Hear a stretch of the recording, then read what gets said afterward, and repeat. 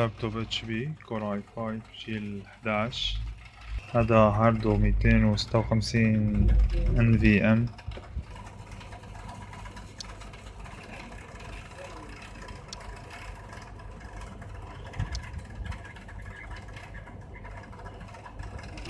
في مشكلة رح تواجهني لما بدي اجي نصب عليه ويندوز 10.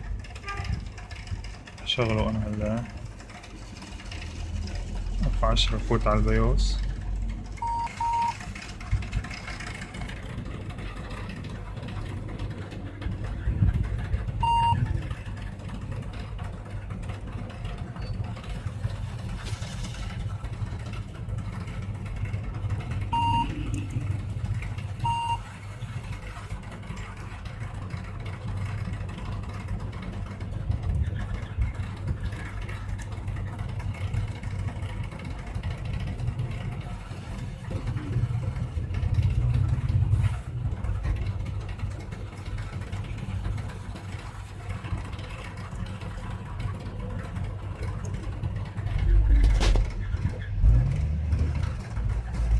نون ريد فيزيكال ديسك.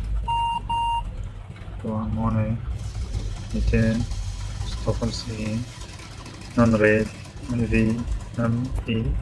نوع ال SSD. هاي البوت منيو.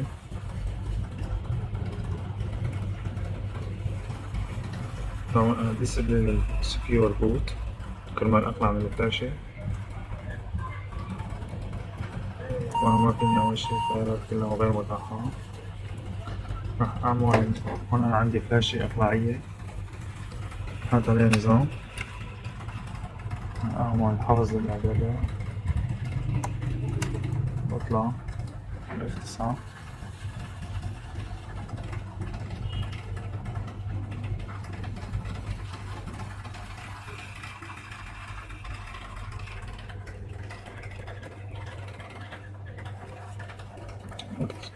F9 F9 للبوت منيو. هاي البوت منيو.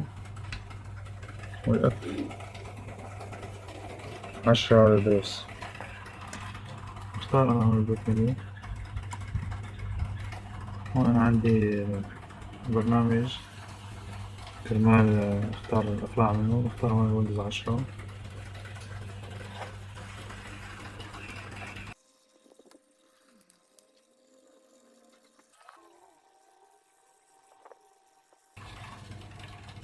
طبعا هون انا بيطلع عندي مشكلة انه ما بيبين هارد.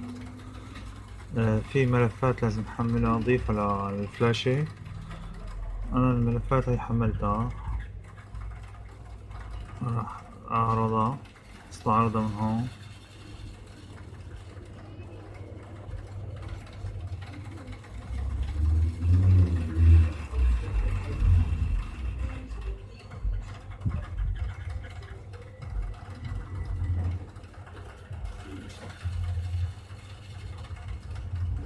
هذا المجلد.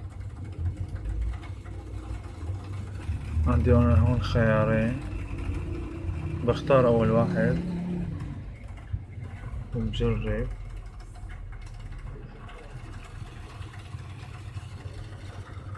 طبعا هدول الملفين رح اشرح كيف انت بتحسن تجيبهم بناء على موديل اللابتوب. تمام هلا هيك طلع عندي انا الهارد تبعي. بعمل جديد وبعطيه التقسيمات اللي انا بدي اياها.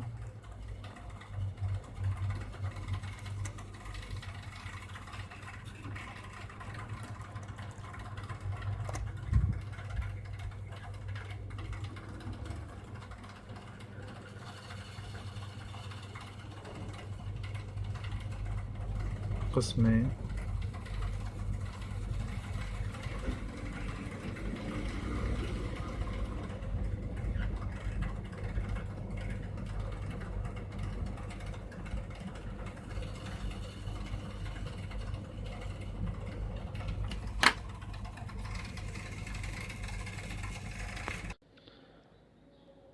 لحتى أحل المشكلة اللي بتواجهني أثناء تنصيب الويندوز 10 ببعض الأجهزة مثل هذا اللابتوب ال HP.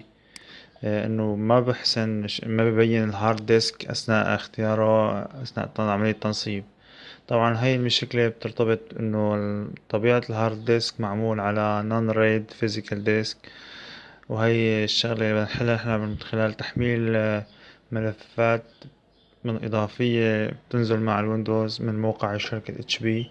طبعا ممكن تواجهك هاي مشكلة مع لابتوب من مثلا من ديل، كمان فيك ملفات بتحملها خاصة من موقع ديل.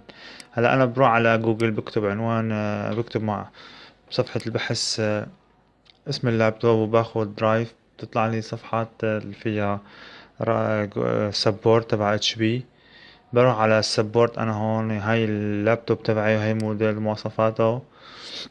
طبعا كور اي 5 هو الجيل 11 وهي مواصفاته.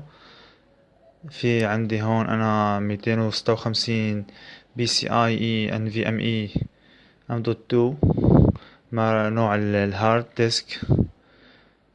طبعا هو هون نظام جهاز بيجي بفري دوز، ما في نظام.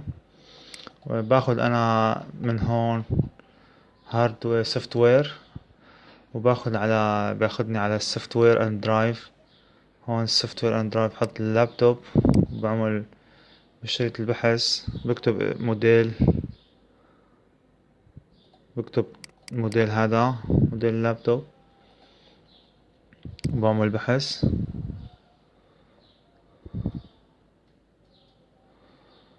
هذا هو اللابتوب تبعي انا.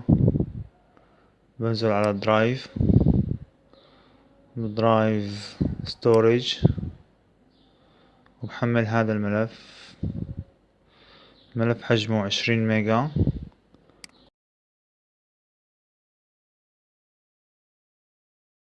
بعد ما حملت الملف بفتح برنامج ال7 زيب. من خلال برنامج ال7 زيب بحدد وين مكان الملف، بضغط عليه بعمل open inside. ملف اسمه F6. ملف F6 أنا باخده بنسخه بحطه على فلاشة، وأثناء عملية تنصيب الويندوز بحدد مكان الملف F6 وبكفي تنصيب مثل ما شفنا بالفيديو السابق. هيك بتكون حلت مشكلته. بقدر أقسم الهارد وتابع تنصيب الويندوز.